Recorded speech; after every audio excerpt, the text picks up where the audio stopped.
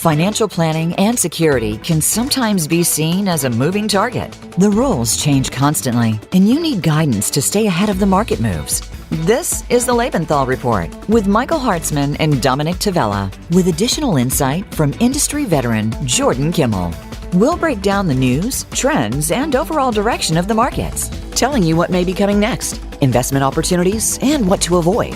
Now, here are your hosts, Dominick Tavella and Michael Hartzman.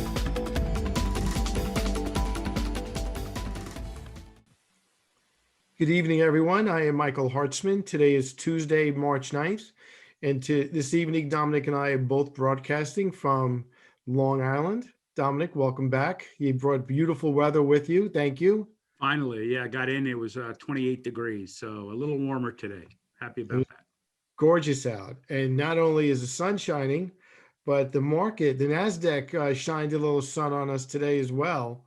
What was really interesting is the Dow Jones was up a mere 30 points, and the S&P was up about 1.5, which no one will complain about. But the NASDAQ, after getting its head handed to it and being down over 10%, a nice little rebound today, up over 450 points and up almost 3.7%. So that was a breath of fresh air.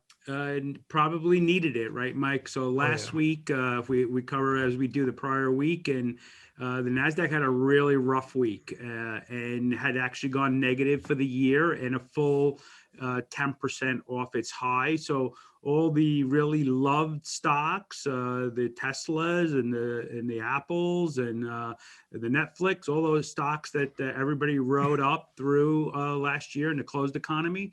We are seeing now that the trade was rotating to the open economy stocks and had a really, really rough week. So it was nice to see a bounce off the bottom. I hope it continues. I don't think it'll be quite that smooth. And the volatility is going to keep going up and down. But it was nice to see some of those companies recover and maybe set a floor, and maybe we can start working off that floor. Yeah, it was interesting because we talked about it last week about how the NASDAQ was selling off simply because the 10-year Treasury was paying about 1.62. And you and I commented, are we really going to see people flooding the Treasury market so they get paid 1.62 for 10 years? I mean, we felt it was a little bit of an overreaction. But that being said, to your point, I think the market was primed for a sell-off, and it was looking for a reason to sell off. Yeah, Mike, I think you nailed that one right on the head. We always look back at these things, and it's the excuse. The excuse was, in this case, the 10-year Treasury went over 1.6%, but 1.6% is not going to make anybody change their investment allocation or decision-making process. But when you have the other side of the market, the value side, companies that basically were shut down, there was zero growth, and now those companies can actually grow. You don't have to focus all your attention on a handful of these major players, right? So money started leaving the Amazons and these high growth stocks and started going into the more traditional value stocks. And that's been the trade so far. I do think that, investors and money managers ultimately love those companies and they'll come back to them. But finally, some of these economically sensitive stocks are going to start and have started to perform pretty well. And I think that momentum continues for the foreseeable future. I would hope so, because fundamentally, the things that we as money managers were excited about 4 or 5 weeks ago or less, and the things that every guest, and we'll ask tonight's guest why they were optimistic, really hasn't changed, right? Well, more and more people are getting vaccinated, and the likelihood of a more normal summer and fall looks more and more possible. And Mike, I think to your point, it may be even better, right? So whether it was as shortly as a month ago, we were talking about maybe things would be better by the summer, right? And now, miraculously, they're producing more vaccines.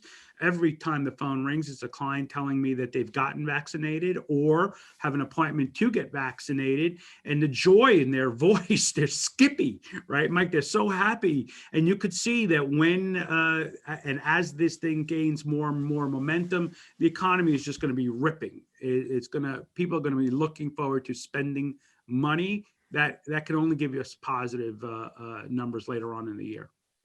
Well, we're really both excited about our guest this evening. Last week we were joking that Jim Rogers was the Babe Ruth of investing, and I think tonight we have the Lou Gehrig of portfolio management as well, right behind him. We have Professor Jeremy Siegel from Wisdom Tree, and we're really thrilled with the opportunity to get his point of view. And I'm sure our clients want to hear his point of view, not our point of view.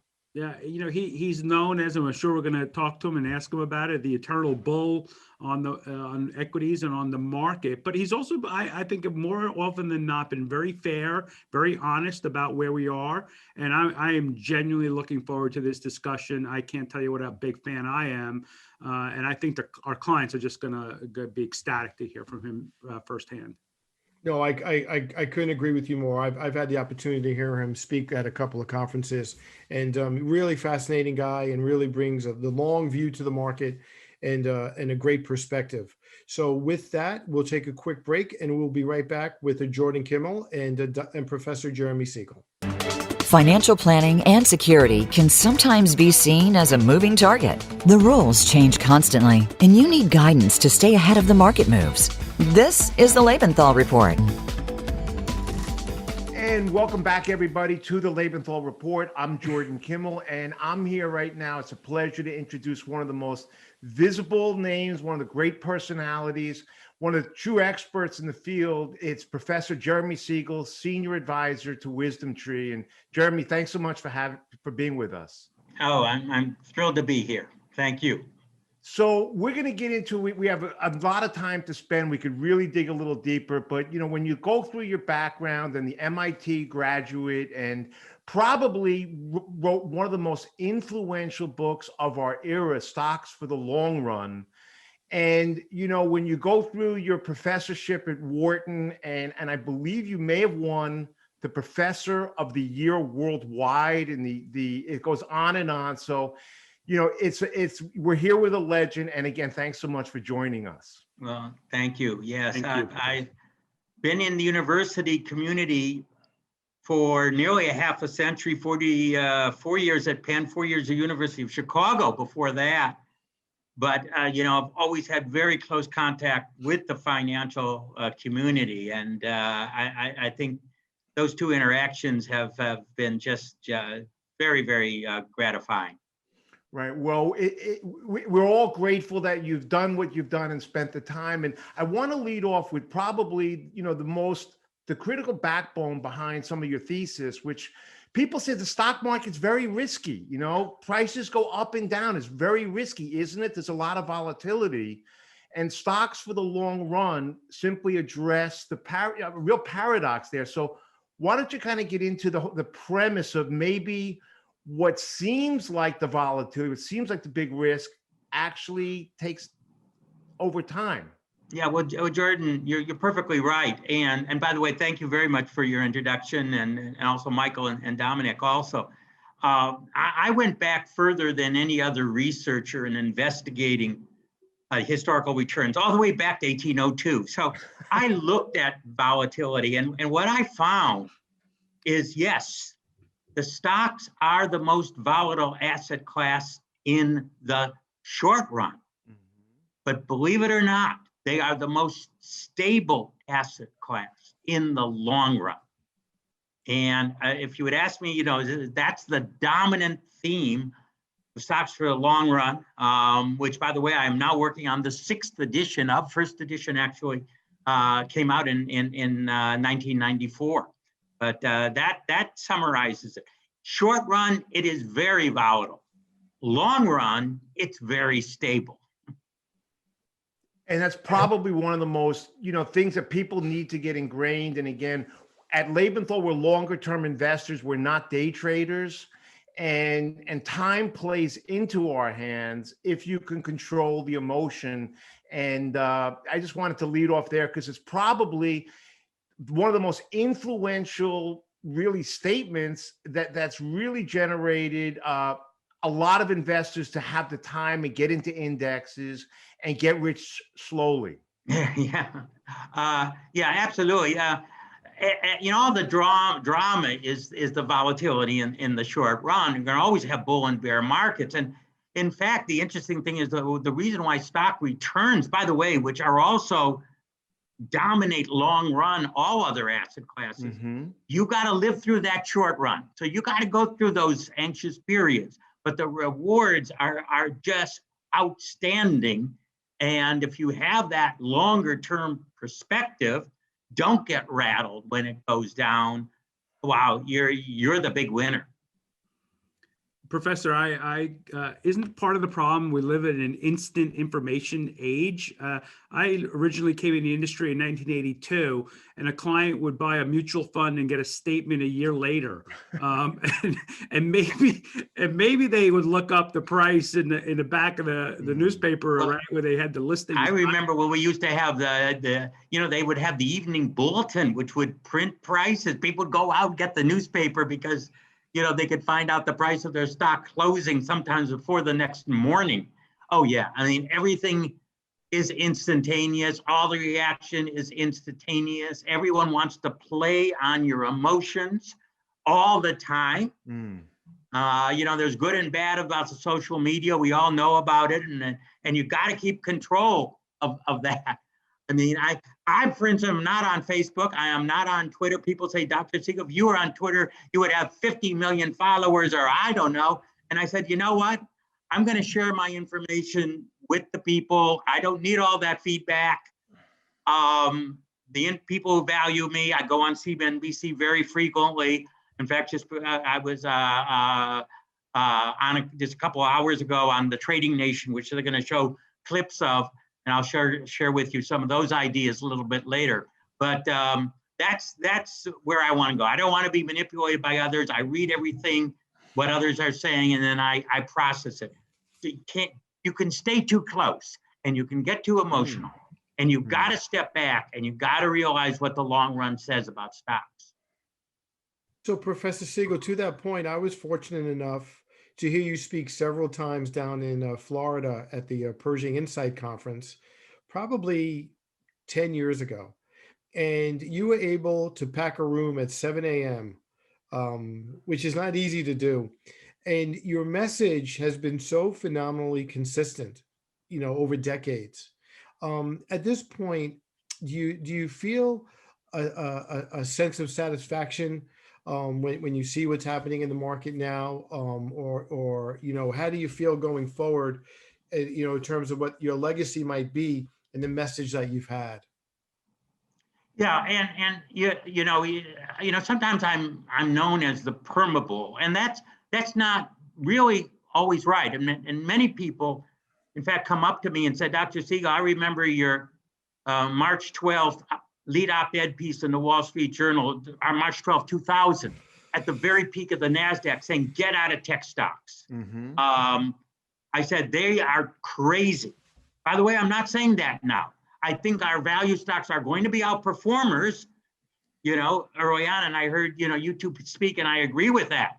But we absolutely do not have that crazy overvaluation that we had in 2000. I'm not saying every stock is right. I'm not saying there's, games with GameStop and a couple crazy things going on. But I'm looking at the bulk of the market, where the bulk of the market value is. And I do not see craziness at all. I think it's very consistent with the type of economy that I'm in. I mean, I value, when people come to me, and when I travel around the world, they recognize me because I'm on the media. They come up to me and they, when they say, Dr. Siegel, I've been investing on those principles, and I've been able to take trips with my family. I've been able to do things. I mean, that's my reward. To me, if I'm helping others to realize their dreams, hey, what could be better? That's in and of itself an amazing thing. Hey, Doctor, if I could make a point to get a little more granular with you, is that you're not saying all stocks are good for the long term. What you're saying, and that's a really great point. Dom uses mutual funds and ETFs now more so, because and blends them. And the idea is the ETF portfolio managers stay current with the market. So people get trapped in the stock of the day or the stock of the year only to see their fortunes change. But you're saying stocks in the long run with indexes, they make the adjustments. I mean, let's put it this way. When I first wrote the book, there were really no ETFs. I was an index fan. I was a Vanguard fan, actually. I never got a dime from Vanguard, but I was a big Vanguard fan. And then when ETFs came around, I said they're just superior in terms of your flexibility and others. And as when Wisdom Tree came to me and suggested an alternative way of weighting other than cap weighted that gives you a value tilt, and I did a research on that and said, yes, that works. And I joined as a senior investment strategy advisor for them way back in 2004. But no, absolutely. And we're indexers, but we're indexers with a tilt. And I definitely believe in broad-based investing. You want a little bit of your portfolio to play around with? Fine. I mean, have fun with it. But the bulk of it should be invested for the long run. So, Professor, to that point, do you spend a lot of time looking at sector rotation? Well, I'm not a sector person, but what we've seen in the last year has been so extreme that I'm paying more attention to the sectors. I mean, there's been three extremes of value stocks versus growth stocks. One, where value stocks got so undervalued. One was the first one was 50 years ago, 1975, the Nifty 50 mania, which I'm old enough to remember, but I was 20 years old, but it was happening. Investors institutional investors say, I don't care what price I'm paying, I'm just going to buy the growth stocks, and they send them to crazy levels. Then of course we had the 2000. Yeah. And we had that bubble. And now, which I think ended in September, and it was definitely, something that was prompted by the pandemic, and we saw how valuable technology was. We had another, terrible sell-off of value stocks, and really an amazing reversal. And of course, we talked about this last week. Today we got a little bit of a back where NASDAQ did definitely come back. But I think in the last 6 months, we've had a 25 percentage point outperformance of value stocks, Russell value over Russell growth, which is absolutely enormous. It really takes away from what happened a year ago. Now, over the last 5 years, still growth stocks are still way ahead of value. But finally, I think we're getting a little bit more sense into the market from that extreme oversold position that really Professor 20 years ago and 50 years ago. Professor, to your point, and we see new clients coming on board quite regularly every week, and they're so concentrated. These portfolios that are coming in are so concentrated in that large cap growth space because that's what was working, right? Not only worked last year, but frankly over the last decade. And they're in love with these positions. They're in love with these stocks. Don't fall in love with your stocks. The weather has changed, right? The weather has changed. Don't ever fall in love with your stocks. You could fall in love with your companies, but it's not. I've got to continue to hold it. Take some of your profits off the table and diversify. No one's going to sell at the top. I was just talking to my son, actually, who's an investor. And, I said, there's one trade on the top, maybe it's 1,000 shares. That's right. These stocks trade tens of millions of shares a day. They trade hundreds of millions of shares a month. And there's one trade at the top, and everyone wants that trade. That's great. And I said, that is equivalent to winning the Mega Million lottery. You got the same chance of selling at the top as you do winning the Mega Million. Congratulations if anyone listening here has won a Mega Million. No, haven't done that yet, Professor. I don't think many have. Right. But what's so interesting, what you're bringing up is that if you go to every decade, the leaders of each decade, which become the biggest cap companies, aren't the same ones decade to decade. And the indexes have a way of rotating out of them. And I think that, probably this time we're seeing more indexing than ever before. And when Dom says large cap growth, I think of 4 names. That's not a sector. That's not a market. And so Wisdom Tree as a factor going in and saying, instead of just taking $1 and buying the biggest one, we're going to do something using fundamental factors, which is, I think, just brilliant. Yeah, I mean, it just, instead of just saying the market is always right.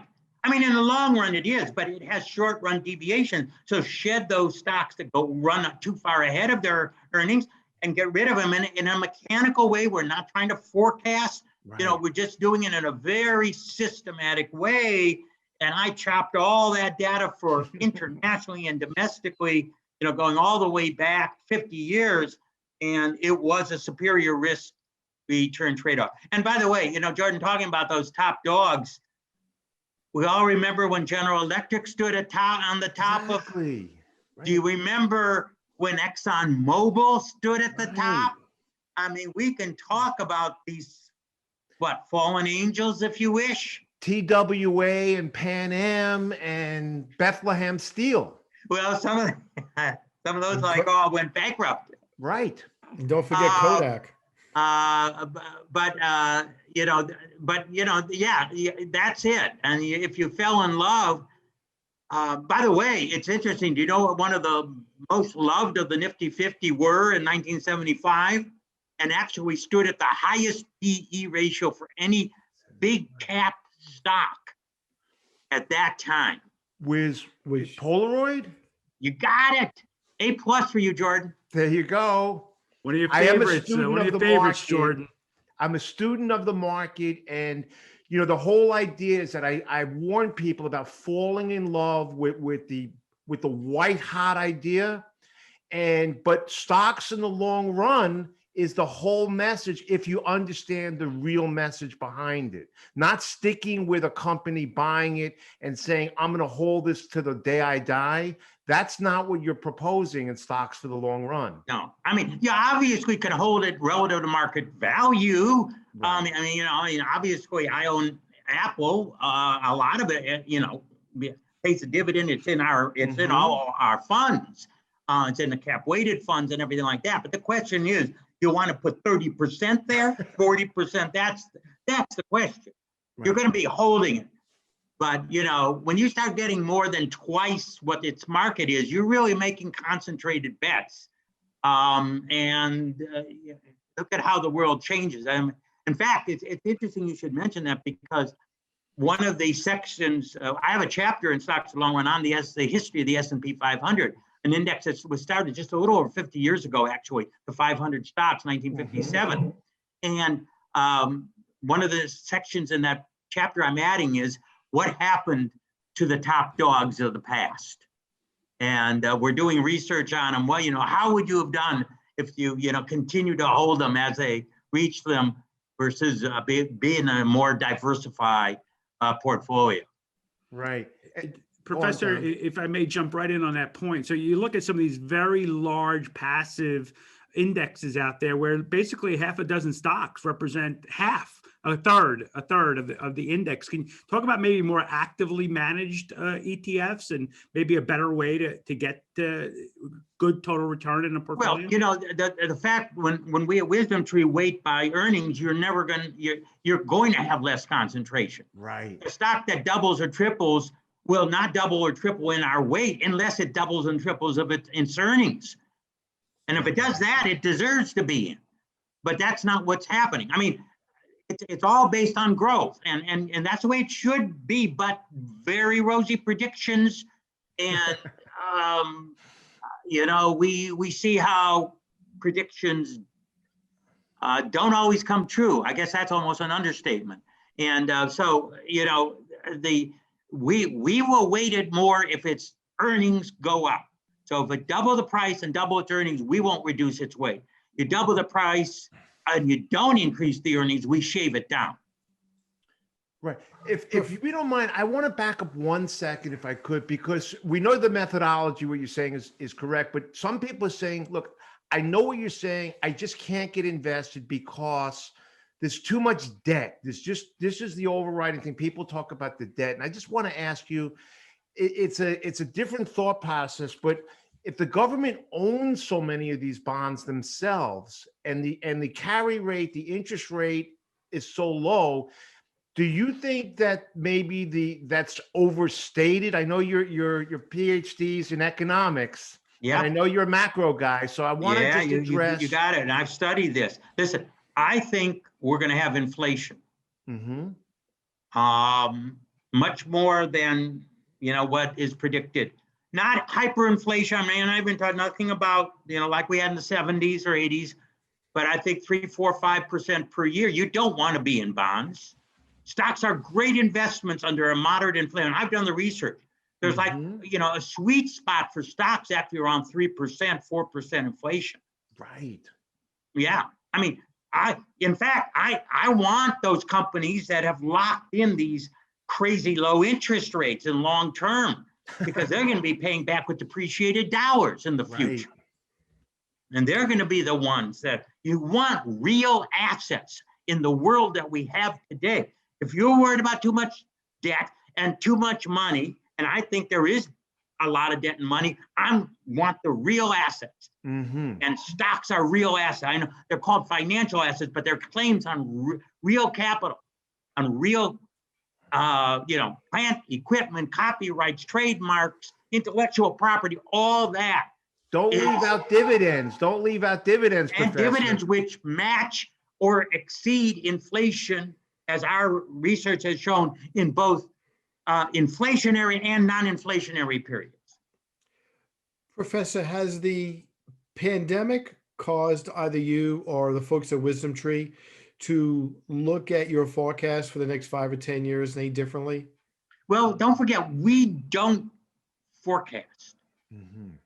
We have a very mechanical way of reweighting according to what fundamentals are. Now, we have developed a lot of funds that are they're fundamentally weighted, but that are not the entire market. And so one of our most successful funds is WCLD, the cloud fund. Tremendous interest. So for those computer companies involved in the cloud, and we've got a cybersecurity fund, which we all know is going to be really important in the future. So, if you want positions in those, I think we got the best funds on those. So we try to say, what do we think is going to be the area, but we don't pick firms. We pick, the universe of liquid firms that are there, and then we do a fundamental weighting on those firms and then bring them to you in the market. So you mentioned, ahead, I'm sorry, Dom, just one other follow-up. You mentioned two disruptive categories, cloud computing and cybersecurity. Do you have an opinion on EV or any other sectors going forward? Yeah, I mean, I think, and this is personal. And again, let me say that, Jordan was right. Macro is my specialty more than sector and individual. My son has a Tesla. I don't. I have a hybrid. I do think electric cars are the future, or maybe hydrogen based. I think the valuations of a lot of these companies are just too high. I thought Tesla was too high when it got in the S&P, and then of course went up another 200 points. Now it's come down. I think it's back about where it was. But I would admire Elon Musk for doing what he's done. I'm not, but again, history is there's other people that can play this game. You don't have a moat. That is, that's the Buffett term for if you want to pay a huge premium forever, you've got to have someone who will always stay ahead. Always. With electric valuation so high, anyone can raise money. There's a lot of smart people out there. It's not like, oh, I got the money, you can't come in. Now anyone can come in if they're smart enough. Now most people are not smart enough to do Elon Musk. So, okay, but do you want to pay, that premium for him? Again, I'm not, listen, as I say, this guy is amazing, Elon. Right. And he's built an amazing company. And, fundamental weighting keeps you out of the company. Saying how, Tesla is the future and no one's going to catch. Maybe so. Maybe not. Right. And again, it depends. Like my son, he says, Dad, I have 80% of my portfolio solid, 20% I play around with. There's the way you can go. I think for people who love the market, that's more fun. Let's face it, indexing is not fun in the sense that following individual stocks are. They're for your future.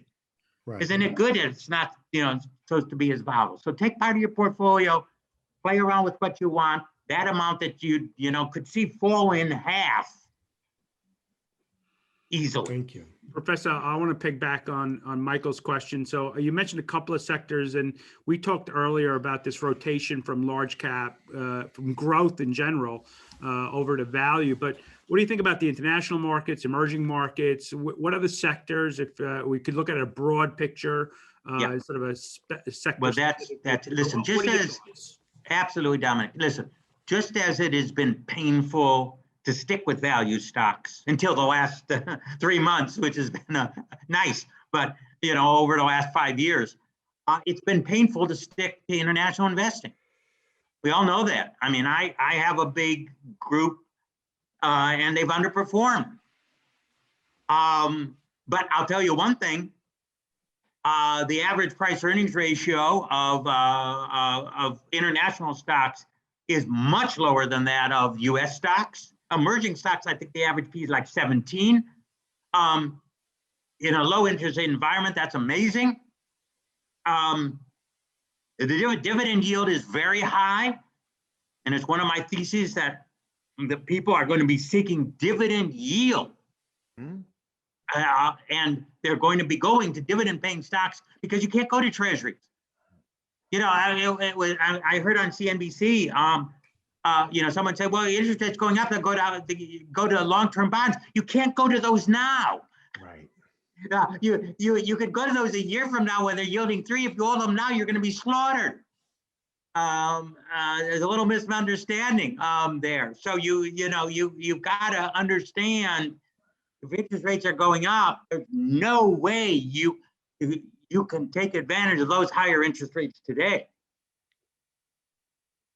Well, fantastic. And you know what? I want to go back to something you said, which is so critical, because Professor, people want to gravitate sometimes to people that can tell the future. And what you're saying is you don't predict a lot. You're using quantitative fundamental statistics to get you into the cheaper companies, and you're patient, and there's a rotation. So rather than predict what's going to come next, sectors will emerge and companies will emerge, and some will disappear, and your fundamental analysis will keep you, what I call our all-star team, because this is what I do. And I just there'll be games played every season, and I want to own the all-star teams based on fundamentals and growth and value. And so we're going to actually, unfortunately, wrap up pretty soon, but I want to mention that, going back again to your background and where you've been, and you'd like to say your best friend, Schiller. I do believe the influence you've had in getting people into the stock market for the long term and helping them achieve their goals. I look forward to the day I pick up the paper and you have your own Nobel Prize, and I would like to nominate you. And I want to say that before we end the show. So. Well, thank you, Jordan. I also want to say, just in the follow-up, Wisdom Tree has something called the Siegel model portfolios, where I do have judgment on how to allocate, although we stick to the strict formula of fundamental weighting. And by the way, it contains some non-wisdom trees, not just wisdom tree. We scour some of the funds to see. So anybody who is interested and believes in, the approach that you guys and I have done, please, have a consideration there. And Jordan, thank you so much. I mean, I've been rewarded in life. Obviously, a Nobel Prize would be sweet, but I'm thankful for what I have. I know your teaching degrees or the teaching honors are amazing. And Dom and Mike, I'll let you guys wrap it up here. Dr. Siegel, I know we're going to have you back in April. We could keep you all night. I know we really appreciate your time this evening. And again, I'm absolutely thrilled to be here, and I want to be back with you guys too later. Gratitude for the common sense and logic you've brought to us and the clients all these years and kept them in the game to get past those difficult times. So thank you and have a great evening. Thank you very much, guys. Thank you. We'll be right back. And we'll be right back with more of the Lebenthal Report right after this break. Financial planning and security can sometimes be seen as a moving target. The rules change constantly, and you need guidance to stay ahead of the market moves. This is the Lebenthal Report with Michael Hartzman and Dominick Tavella. We'll break down the news, trends, and overall direction of the markets. Now, back to the Lebenthal Report. All right, I'm Michael Hartzman, along with my partner Dominick Tavella and our chief portfolio strategist, Jordan Kimmel. Well, that was fun, guys, wasn't it? Fantastic. I don't know how we topped that. Jim Rogers last week and Professor Siegel this week. I think we should just retire, Mike, and call it a day and close the show out because the fabulous common sense advice these people are giving us and our clients is just terrific, just over the top terrific. I'm sure we're all Seinfeld fans, and George Costanza always wanted to leave on a high note. So, maybe that's a good idea, but I'm sure we'll be right back in these seats next Tuesday evening anyhow. But what really amazing is, we don't script any of this. We don't even write out questions. And this time seems to go flying by, and we never even get in as much as we want to. But he works at the perfect company because really for him to provide 50 years of wisdom for our clients is really a thrill for our clients to be able to listen to.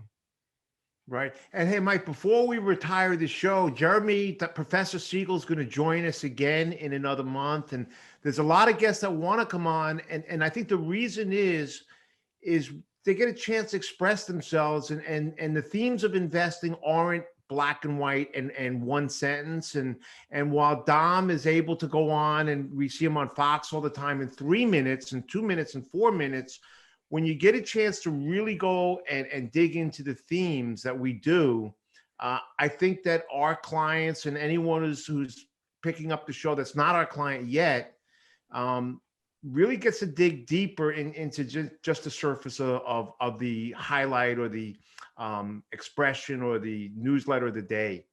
And Mike, I think our clients and our guests know this, but it really is unscripted, right? And we try to ask the questions that I think other people would want to know the answers to and get opinions that other people would want to hear. And obviously we're just as big of fans as everybody else in the stands, right? We're like, oh my God, I get to ask Professor Siegel a question, So there's a fun factor, but there's also bringing real, just good, sound, common sense investment advice. And I think it's fantastic. I really do. And the whole idea of investing for the long haul, really does resonate. And really what he said about, his son has 80% of his money conservatively and serious, and about 20% his funny money.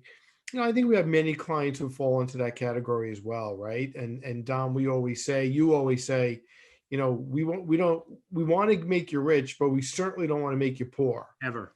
right? And it's at 80% that we're protecting that gives a client the opportunity to go buy a Tesla or an Apple or just kind of, buy the stock of the day.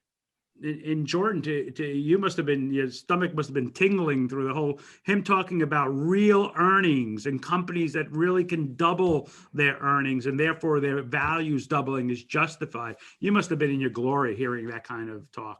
Right. Well, you know what, Dom? I think that, what's interesting to me is the willingness to say that they're not trying to predict the future, that you can actually scrub through fundamentals and see which companies can make your portfolio, not by necessarily your hopes or your opinions, but by actually what you pay for companies and what you earn. And again, he didn't bring up the fact, how important, dividends could be in the long run.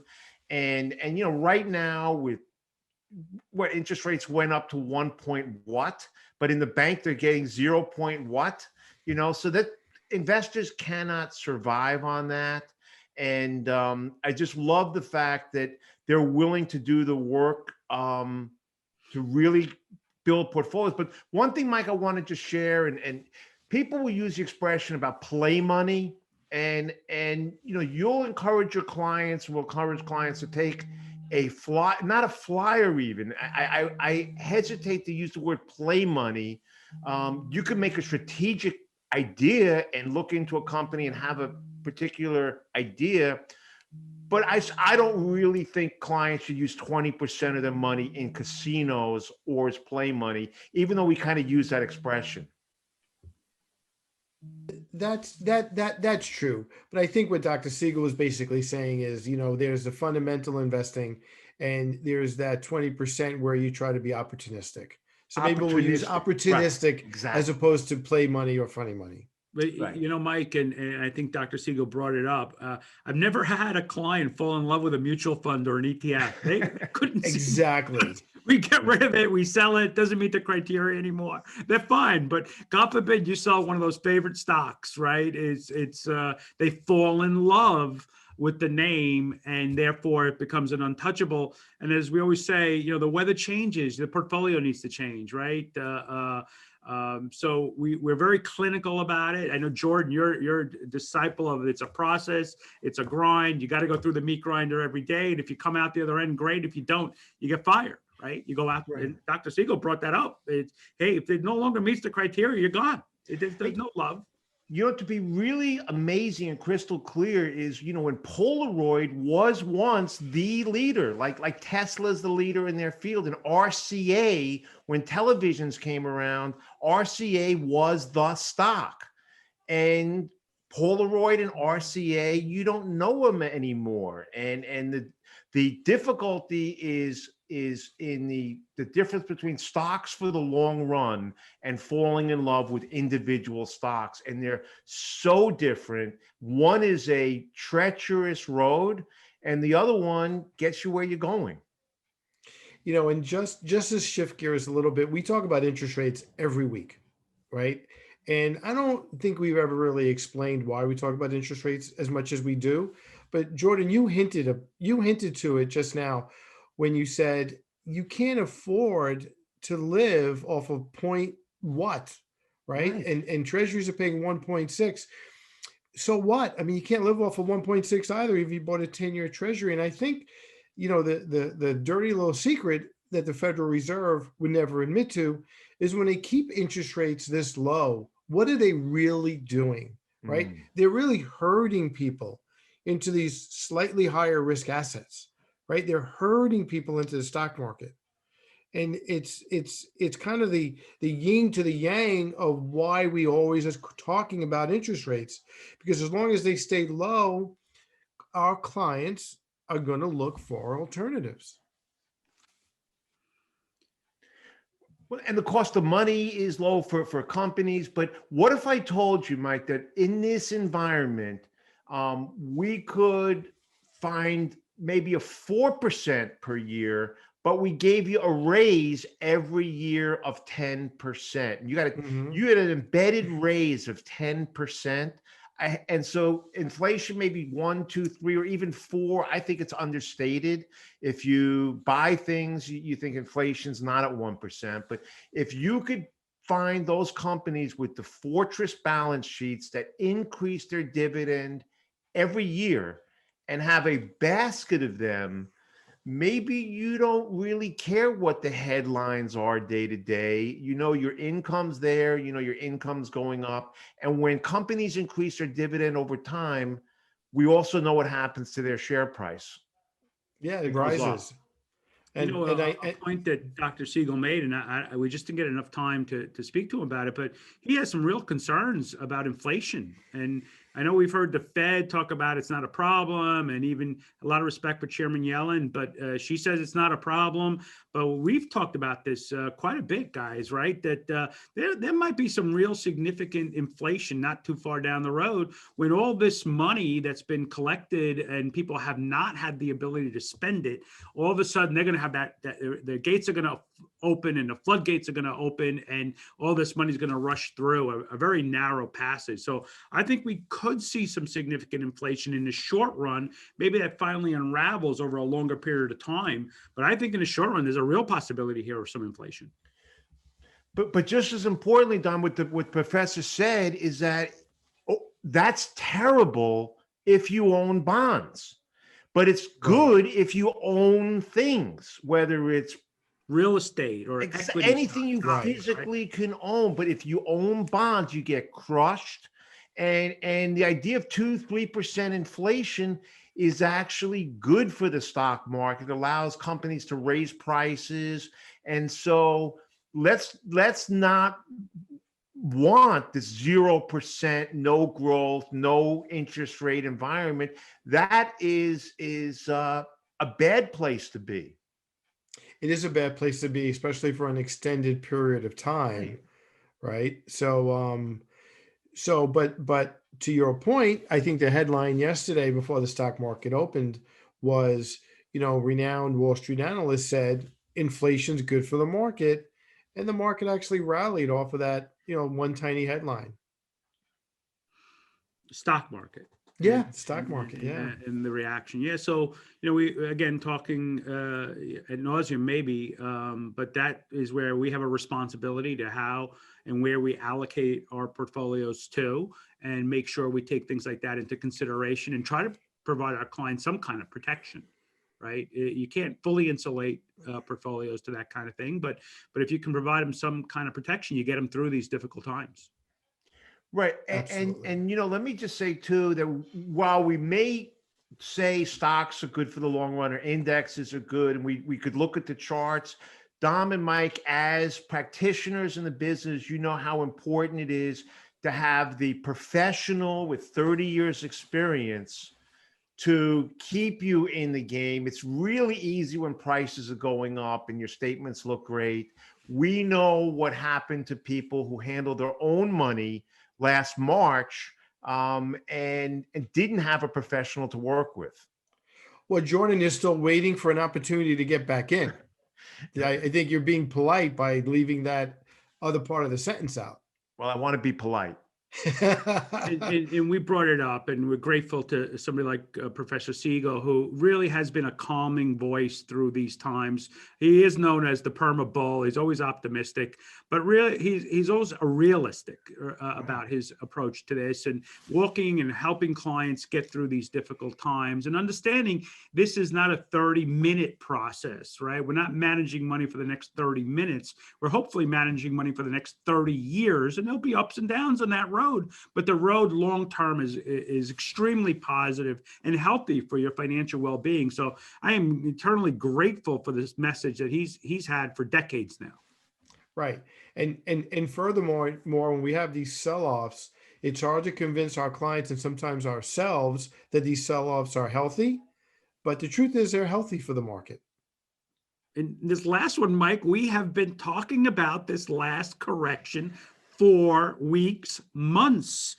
that it would be quite normal, quite healthy for the market, and opportunistic for us. We would be prepared and hopefully be able to take advantage of it. And yet when they happen, the phone rings and, oh my God, and so that's part of the process. That's part of our responsibility as fiduciaries to hold the client hands and walk them through the process and keep them in the game. Keep them in the game. Right. Jordan, you have any closing thoughts? We have a little less than a minute. Just the fact that it's refreshing to be with folks that are thinking long term and who aren't really trying to make the trade of the day. And we're active and we want to make sure that we're on top of the game. But, this show itself with the cast that we've had so far and frankly requesting to come on, there's a queue waiting to come on the show. And it's just a pleasure to get to do it with you both. And Professor Siegel was about as good a message as we could ever get in this business. Agreed. So on that note, in the words of George Costanza, we're going to leave on a high note. Okay, have a great week, guys. everybody. Great show. Thank you all. And stay safe, stay healthy. We'll see you next week. Take care, guys. Thanks for tuning in to the Lebenthal Report. Dominick, Michael, and Jordan will be back for our next program, airing next Tuesday at 2 p.m. Pacific Time and 5 p.m. Eastern Time on the Voice America Business Channel. Until then, have a great week.